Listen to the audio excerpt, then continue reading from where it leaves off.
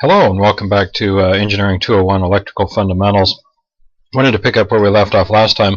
We talked about transient problems, RC problems and RL problems, and we looked at the differential equations involved there and the math behind that, and then quickly package that up and put it in the so-called black box and replace that then with a six-step method. And we unfortunately didn't get time as we finished up last time to do a problem. I didn't want to make the video too long, keep it kind of so that it's piece by piece. And so that's what we're going to do today, is we're going to tackle a problem. And over the next couple lectures, we're going to do problems of this type, which are good practice, good review of circuit analysis and whatnot. So I'm going to go through the steps here, mention these steps. If you wonder, well, what is step 2 about or what's step 3 about, go back and look at the lecture from last time. We go through that six-step method. So with this problem, we're given this. We've got the switch that is in this position. This is closed here. And we're told that t equals 0. We're going to throw this switch, move it to its new position where it'll be down here. We've got this 100 microfarad capacitor, and we're looking for this current up here, this current through the 3K ohm resistor. So with step number 1, we're going to assume the solution form that x of t is equal to K1 plus K2 e to the minus t over the time constant. And we'll customize that for our problem here because we're not looking for necessarily a voltage. We know we're looking for a current now. So we can say that x, sometimes x is a voltage, sometimes x is a current. In this case, it's a current. So I've got I of t is equal to K1 plus K2 e to the minus t over the time constant. Now, can we do this? Yeah, we have only one storage element. Had we had a couple of capacitors in here in series, we could combine those. But if we have a capacitor over here and a capacitor over there, we couldn't do it. The other thing, we have a DC, a constant forcing function. So I think we're okay. I think we can do this. Now we're going to have to spend the rest of our time finding what K1 is, K2, and the time constant. So if we go on to step number 2, that says to assume that it has reached steady state. So it's been in this arrangement for a very long time. And we've got the switch closed.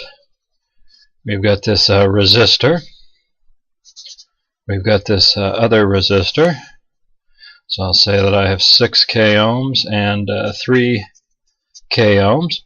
And what we do is we take our capacitor, and our capacitor appears as an open circuit for this steady state, and we look for the voltage across the capacitor.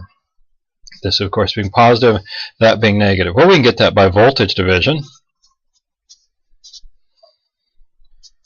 Voltage division allows us to say that voltage across the capacitor is equal to what? The total voltage, 12 volts, times 3K divided by 3K plus 6K is 9K. I have 4 volts, right? So I've got 4 volts, and maybe I'll start a bit of a scorecard here as you go through homework problems and have a lot of pages rustling around here and there. It's always nice to have one spot to come back to and figure out what are some of the pieces that we found on this. So I have the capacitor here is 100 microfarads, in case that were to get lost somewhere. And then I got the voltage across the capacitor at t equals 0 minus. Oops, 0 minus, not 0 to the minus 1. 0 minus. And that's 4 volts. Okay, because step 2 is when t is equal to 0, we said a little before the switch is thrown, 0 minus, right? Okay, so then we can go and we can look at step number 3. Step number 3 is I finally throw the switch. I move the switch to its new position. So the switch comes down to that new position. We can unhook that 12 volts. We'll never see that again. Switch is in its new position.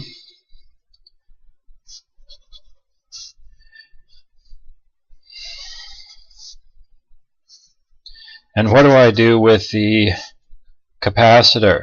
I replace the capacitor with a voltage source. That's what I found in step number 2. Well, I found this to be positive and negative, so I'd better observe that polarity with my voltage source, so positive and negative.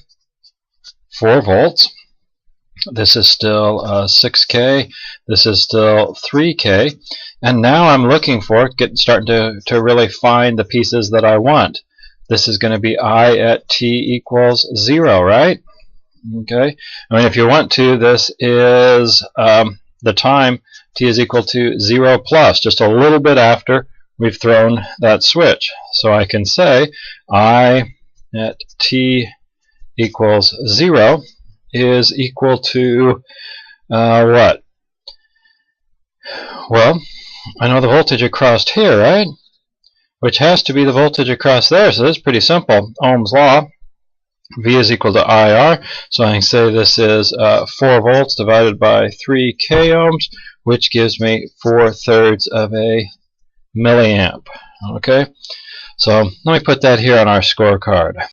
I t equals 0 is equal to 4/3 of a milliamp. Then I go to step number 4. Step number 4, remember, t is equal to infinity, or 5 time constants.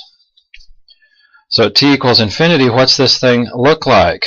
The switch is still in this position. It's moved to this position for good. And what's a capacitor look like at steady state? It's going to be open, isn't it?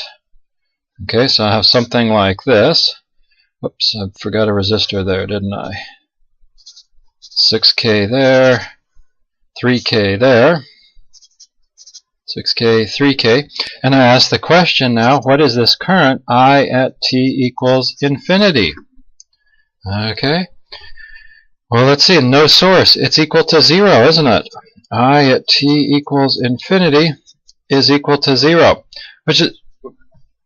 which hopefully makes sense. I mean, if we were to have a drawer full of 3K ohm resistors and 6K ohm resistors, and a couple of them got across each other, would we expect a current to go through there? No. It'd be kind of neat if it did. You could sell the thing, although it'd be kind of scary storing them and catch on fire in some instances.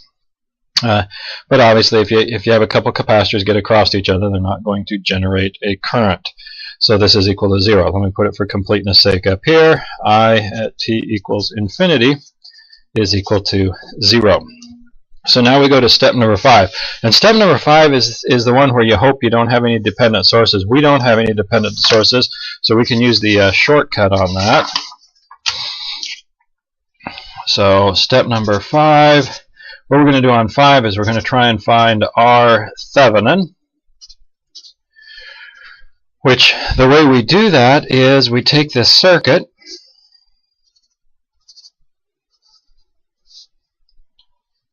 and we look back into the terminals of the energy storage element. So the capacitor is here. I keep forgetting that 6K, don't I? There we go. So 3K. And I look in here and I say R equivalent. Okay, this is where if you have the dependent, you're going to have to go back in. If you got sources in here, you're going to have to, dependent sources in here, you're going to have to go back and work through it and find V open circuit and I short circuit. And we've got one of those problems coming up that I hope will be informative. But anyway, if I come up with the equivalent resistance here, looking into these terminals, I really have those just in parallel, don't I? I've got 3K in parallel with 6K, which gives me 2K, doesn't it? 2K ohms. Okay, so I could put that here.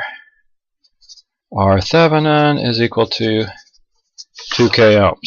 Well, what do I do with that? Well, I know that the time constant is equal to R Thevenin times the capacitance. So good thing I got the scorecard here. I got R Thevenin, I got the capacitance.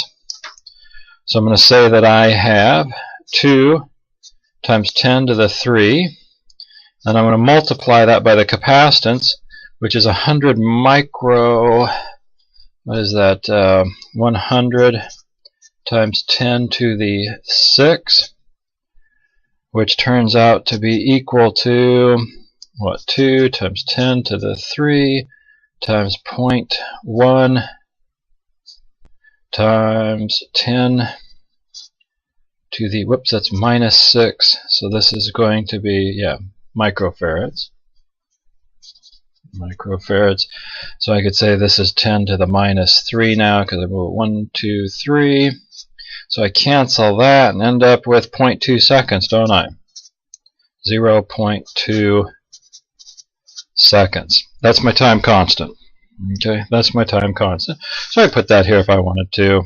We're getting close to the end, but 0.2 seconds. One thing when you're doing the time constant, be careful that you go back to your base units, because the units won't work out on this if you're mixing microfarads and kiloohms and things like that. So go back to your base units. That's a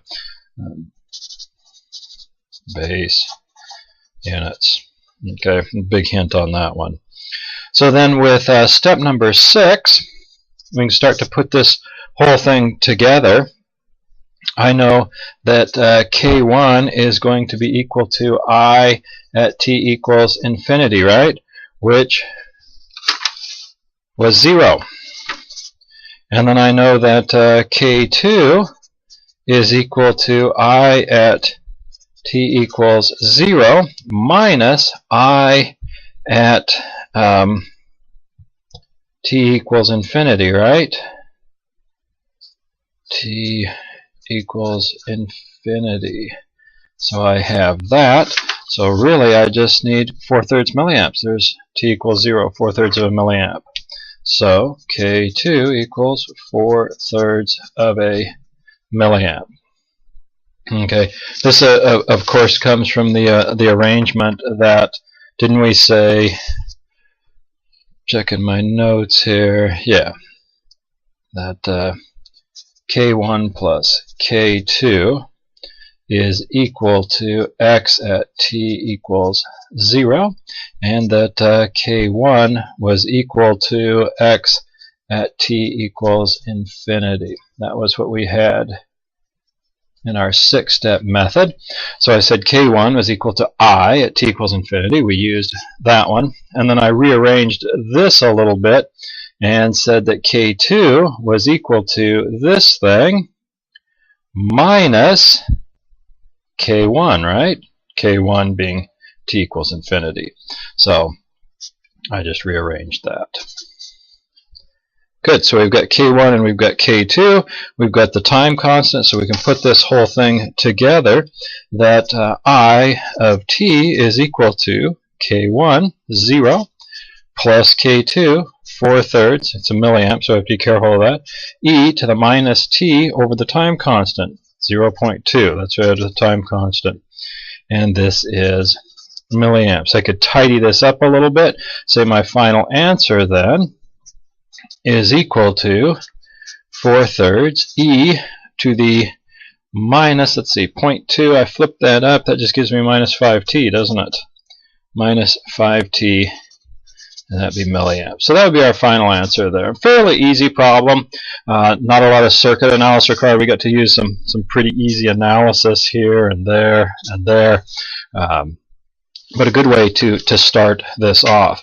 Comes up with an interesting result here, and I would like to look at this in a little more depth. So let me move on with that.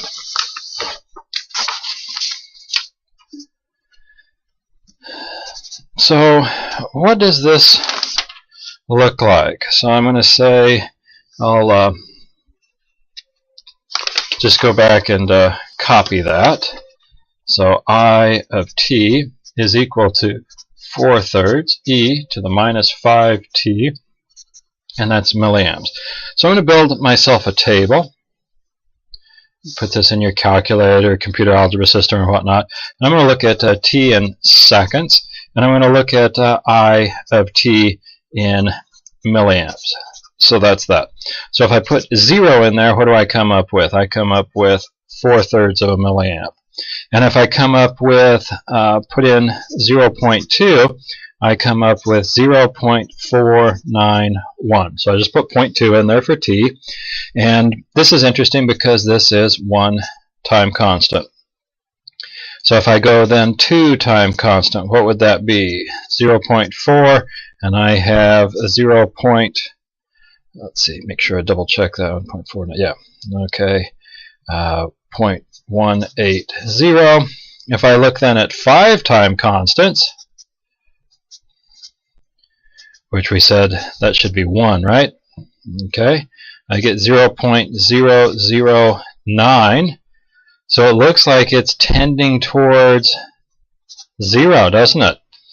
Well, what if I do 10 time constants? That's going to be 2, which is 0.0001.